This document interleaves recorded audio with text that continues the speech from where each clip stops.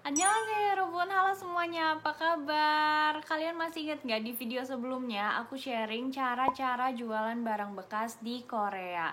Kalau kalian belum nonton, kalian bisa klik link di atas ini atau di description box. Nah, kali ini aku akan sharing tips-tips beli barang bekas di Korea. Tips yang pertama adalah cari keyword muryo-nanum. Kalian masih ingat gak di video sebelumnya aku sempat sharing tentang kosakata ini, muryo-nanum, artinya bagi-bagi gratis. Di aplikasi Keret dan Bonjang, banyak orang-orang baik yang membagikan barang-barang layak pakai dengan gratis. Biasanya barangnya berupa baju-baju, mainan-mainan anak, buku-buku, atau furnitur-furnitur besar kayak sofa dan meja. Meja yang sekarang lagi aku pakai di sini, ini juga dari Keret. Ada orang-orang yang bagi-bagi gratis dan ternyata kondisinya tuh masih bagus. Jadi aku langsung bawa ke rumah. Jadi siapa tahu ada yang ngebagiin barang yang kalian lagi cari. Silakan cari keyword muryo nanum. Tips yang kedua adalah kita harus selalu pantau harganya. Kalau misalnya barang yang kalian cari adalah gadget, kalian bisa cari harga bekasnya di Naver. Atau kalian juga bisa ngebandingin harga di Keret dengan harga di Bonjang. Nah, contoh nih, aku mau beli iPad 6th generation. Aku cari di Naver, iPad 6 se대 중고. Nanti keluar harga-harganya.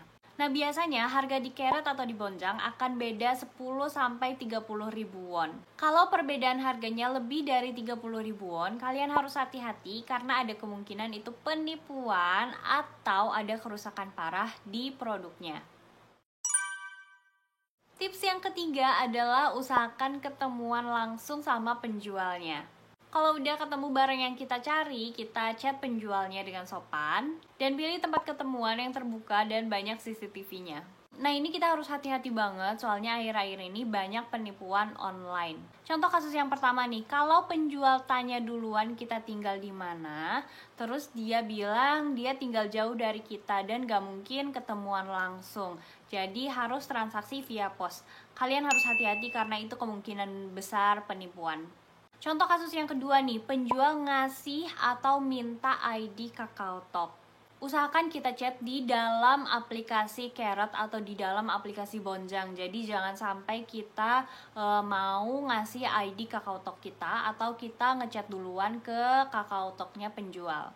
Contoh yang ketiga, kalau penjual kasih sebuah link dan dia bilang ini link pembayarannya, jangan klik link tersebut. Penipu sekarang canggih banget kan, dan mereka bisa ngehack akun bank kita dari link yang dikasih itu. Tips yang terakhir untuk transaksi pembayarannya sebetulnya ada dua cara. Kalau kita beli barang bekas di Bonjang, usahakan untuk pakai Bonggepay. Meskipun kita harus nambah biaya administrasi 3,5%, tapi pembayaran ini yang jelas aman.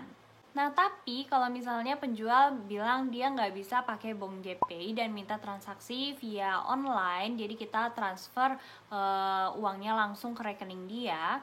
Sebelum transfer, usahakan penjualnya bisa dipercaya. Lihat tokonya apakah banyak review bagus atau kayak gimana sih penilaian orang-orang yang udah beli sebelumnya. Nah, terus kalau kita ketemuan langsung gimana? Nah, ketika ketemuan langsung sebetulnya bisa langsung pakai cash, tapi lebih baik kita pakai transfer antar rekening. Loh, kenapa harus transfer rekening? Nantinya ketika ada masalah di kemudian hari, misalnya nggak sesuai deskripsi atau ternyata produknya palsu, kita bisa ngelacak si penjual dari nomor rekeningnya. Jadi sebaiknya kita tahu nama penjualnya, nomor rekeningnya, apalagi lebih bagus lagi kalau kita tahu nomor handphonenya. Aku sendiri udah beberapa kali beli barang bekas di Keret dan Bonjang.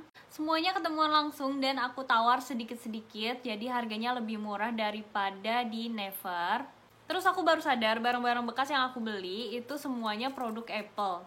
Yang pertama iPhone 8 Plus harganya 300 ribu won. Yang kedua itu AirPods first generation, dia sama case-case-nya juga banyak banget.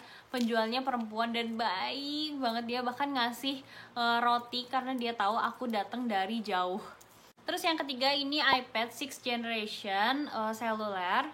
Yang keempat ini Apple Pencil first generation, dia cuma 70.000 won. Jadi penjualnya tuh ngasih diskon karena kita nyamperin langsung ke depan rumahnya. Intinya kita tetap harus hati-hati akan penipuan. Tapi masih banyak kok orang-orang baik yang ngasih produk dengan harga terjangkau asalkan kita sopan. Alhamdulillahnya dari barang-barang bekas yang aku beli nggak ada satupun yang bermasalah dan harganya semuanya juga terjangkau.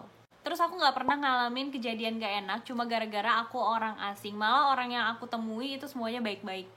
Oke deh, segini aja video sharing kali ini. Semoga bermanfaat. Jangan lupa untuk like dan subscribe. Tonton juga video-video yang lain. 그럼 다음 영상에서 만나요. 안녕.